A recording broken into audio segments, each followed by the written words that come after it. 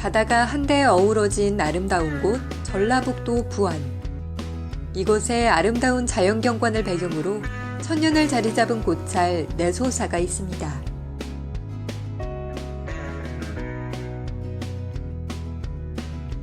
오늘 탐방에서는 김혜숙 강사님, 이영순 강사님과 함께 부안 내소사를 찾아 한국 사찰의 멋과 예술을 살펴보고자 합니다.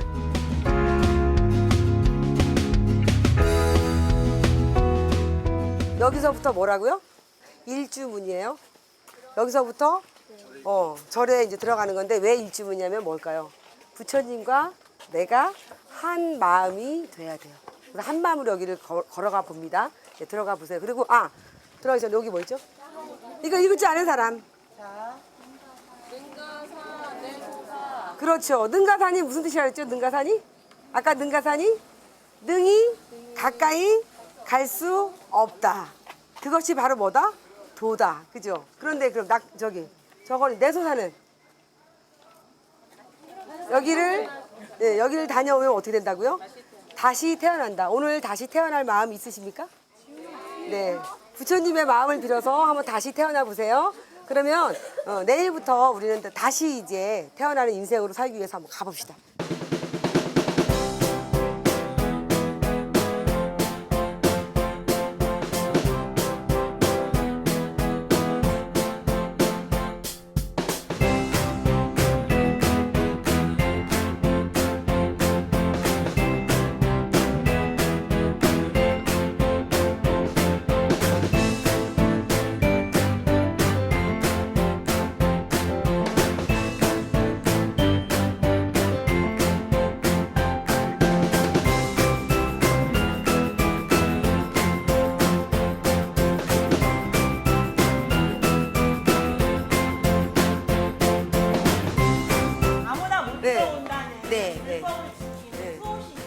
그러니까 우리 마음 안에 악기를 다 내려놓고 가야 되는 거죠. 여기 걸으려면.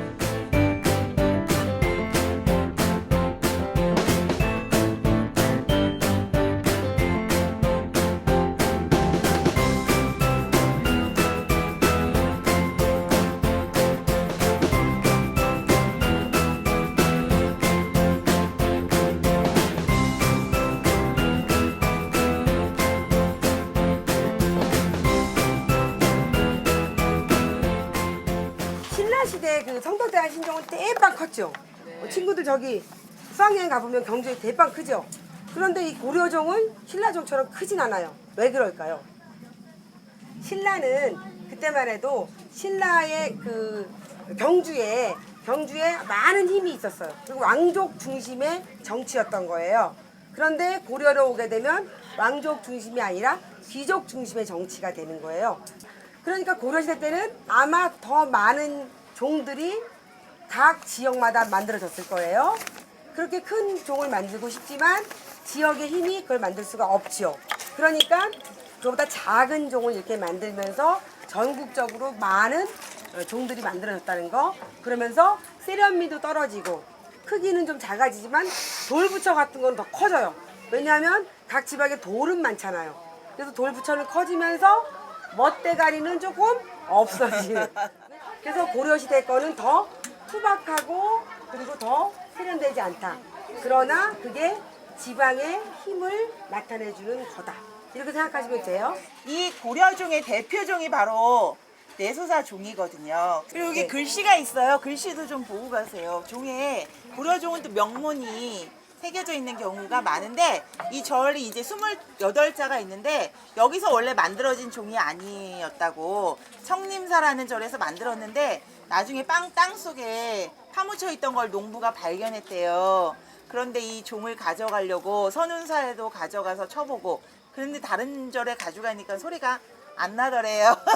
그래서 이 절에 가지고 왔는데 소리가 났다는 그런 전설이 전해져 내려온답니다. 자. 여기 만약에 요즘 만약에 시멘트를 이걸 치면 어떨까요? 여기를 매끄럽게 하고 여기에 딱 맞춰서 이렇게 할 거 아니에요. 근데 여기는 돌멩이가 들어가잖아요. 그러면 돌멩이를 깎는 게 아니라 뭘 깎아요? 나무도 살짝 깎으면서 이 돌멩이가 이렇게 울퉁불퉁해. 그럼 여기 나무를 살짝 깎고 이렇게. 그러면서 이거를 있는 그대로의 돌에다가 이렇게 사기면서 네네. 그래서 이런 있는 그대로 기법이 지금 이 절도 마찬가지예요. 중국 절 같은 데는 어떻게 해요? 도시계획처럼 딱딱딱딱 해고 거기에 여기 부처님도 이렇게 딱 만들 거 아니에요. 그런데 여기는 어쩌면 그래 여기쯤에는 요거를 올리자. 저쯤에는 대웅보전을 올리자. 이러면서 그러니까 있는 그대로 해서 좀 이렇게 얹어놓는 듯한 자연에 그냥 갖다가 이렇게 더 편안하게 얹어놓는 듯한 이 그랭이 공법은 성질을 모르면 알 수가 없어요. 그렇기 때문에 있는 그대로다가 앉히는 것. 네, 이거는 아주 우리의 그랭이 공법은 기법, 공법 똑같은데요. 전통 양식입니다. 어디 가서 이렇게 우퉁부퉁하게 있으면 뭐 이렇게 기술이 떨어졌어? 이게 아니라 뭐예요? 이게 우리의 전통 기술이구나 이렇게 생각하시면 틀림이 거의 없을 겁니다. 그런 게 우리 사찰의 멋이에요.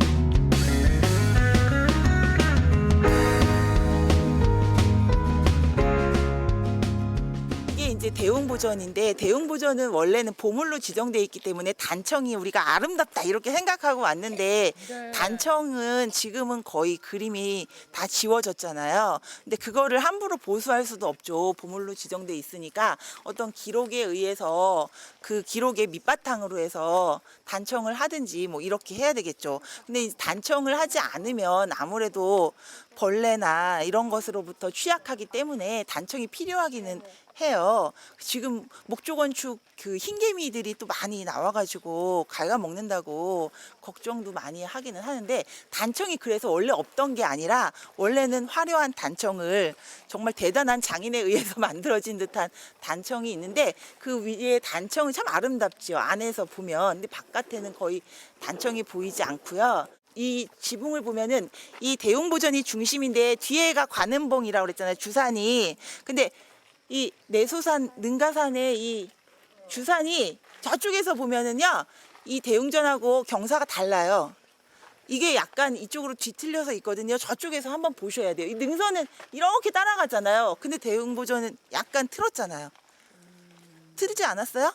이따가 이제 보시면 되세요. 근데 이렇게 틀어놓은 이유가 아까 우리가 들어오면 일주문에서 약간 뒤틀려서 이쪽 서쪽으로 이렇게 들어왔거든요. 근데 아무래도 이 능선하고 똑같이 맞춰서 사찰을 지으면 건물이 잠깐 그 냇가 있죠. 개울 쪽 그쪽에도 건축을 할 수밖에 없는 그런 구조라서 이렇게 틀은 거예요. 탑이라는 게 원래 부처님의 사리를 보관하는 거기 때문에 절에서는 사찰에서 제일 중요한 게 탑이에요. 근데 나중에는 부처님의 불상이 만들어지잖아요. 그래서 불상을 모시면서 탑이 약간 부처님이 계신 곳을 가리지 않고 처음에 하나였던 것도 동서로 나눠지면서 투탑이 되는 거예요. 근데 이제 고려로 오면서는 변형이 많이 돼요. 그래서 이 탑도 고려탑으로 추정되는데 약간 금당에서 비껴서 이렇게 돼 있죠. 그래서 탑을 보면 위험은 뭘로 보냐면 요 지붕을 받치고 있는 요 받침 있죠. 이게 계단처럼 돼 있잖아요. 그것이 몇 층인가 이걸로 이제 약간 훈장처럼 생각을 하는 거죠. 근데 원래 탑이라는 게 목탑이 많았어요. 인도나 이런 데는. 근데 이제 중국으로 오면서 벽돌탑이 많고 우리는 원래는 목탑도 있죠. 황룡사 목탑이 있었잖아요. 다 불탔지만. 근데 이제 우리는 화강암이 많기 때문에 우리나라에 있는 화강암으로 목탑처럼 건축물을 세운 거예요.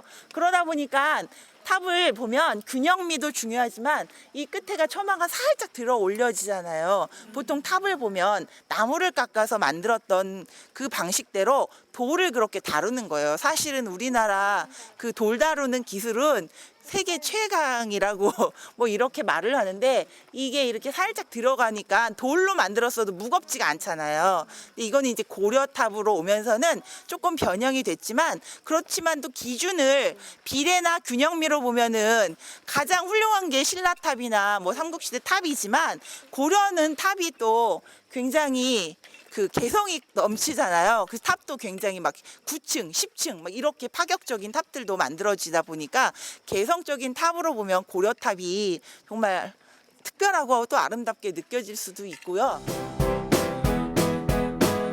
내소사에 처음 와봤는데요. 내소사 입구에 그 전나무로 되어 있는 길을 걸으니까 기분이 되게 상쾌했고요. 가족들과 함께 할 수 있어서 무엇보다 더 좋았고, 이제 미션을 수행하면서 이렇게 다니니까 제가 학생이 된 기분이고, 너무나 좋았어요. 모르는 거 알게 돼가지고 그냥 재밌었어요. 너무 재밌었어요. 기류의 인문학은 우리가 정말 인생에서 살아가면서 이런 여행을 통해서 어떻게 이제 돌아가서 살 건가 이런 거를 이제 그런 의미를 가지고 있는 그런 여행이잖아요. 근데 이제 내소사는 우리가 충분히 그런 이렇게 자연에 그대로 안착되어 있는 문화재를 봐가면서 우리 인생에서도 이렇게 있는 그대로의 그 삶에서 어떻게 이제 자기 삶을 잘 창조해 나가나 그런 걸 위주로 기행을 오늘 다녀왔습니다. 청주에서 부안까지 거리가 그렇게 가깝지는 않아요. 2시간 반에서 3시간가량을 달려서 여기까지 왔는데 부안이라는 곳이 산도 있고 평야도 있고 들판도 있고 이렇게 자연이 어우러진 곳에 내소사라는 사찰은 사실은 작지만 그곳에서 정말 아름다움을 찾아보고 그런 시간이라서 의미가 있었던 것 같고요. 이번 탐방도서는 그림 그리는 새입니다. 내소사 대웅전 단청에 담긴 전설에서 소재를 얻어 쓰인 이 책에는 우리 단청의 신비로운 이야기가 담겨져 있습니다. 우리가 무심히 흘려보냈던 옛 단청의 아름다움을 새삼 느끼고 감상하게 해줍니다. 이런 도서관 사업에서 이런 큰 행사가 진행되는 것에 대해서 굉장히 보람을 느꼈고요. 이번 행사를 맡아서 진행하면서 참가자들이 매우 흡족해하고 또 우리가 몰랐던 것들을 또 이런 행사를 통해서 알게 됐다는 것에 대해서 굉장히 뿌듯하게 생각합니다. 이런 것들이 앞으로 더 넓게 확장되는 그런 기회가 만들어졌으면 더 좋지 않을까라는 생각을 합니다. 네, 감사합니다. 2004년 7월 15일에 개관한 청주 기적의 도서관은 지역 아이들을 위한 도서관으로 다양한 장서뿐만 아니라 아이부터 성인까지 누구나 참여할 수 있는 문화마당과 강좌를 다양하게 제공하고 있어 가족들과 함께 즐길 수 있는 공간입니다.